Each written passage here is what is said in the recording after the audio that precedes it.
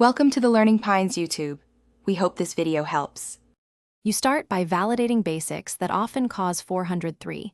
Confirm the URL is exact and strip query strings, then refresh. Next, clear your browser cache and cookies because stale credentials can block access. Disable extensions to rule out interference. Finally, check whether you are signed in with the account tied to the resource and confirm your permissions. If you lack read-writes, the server returns 403. These actions save time before server-side troubleshooting.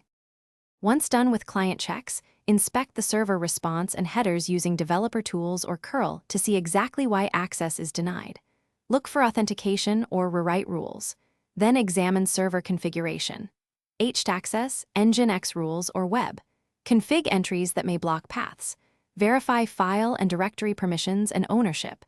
Misconfigured chmod values often trigger 403. Also review IP allow lists, hotlink protection, and authentication modules. Adjusting these resolves many authorization blocks. Now implement fixes. Correct file permissions, update server config, and restart the web server or PHP-FPM so changes take effect. Verify success by testing in incognito from a different network and with curl to ensure the 403 is gone for all clients.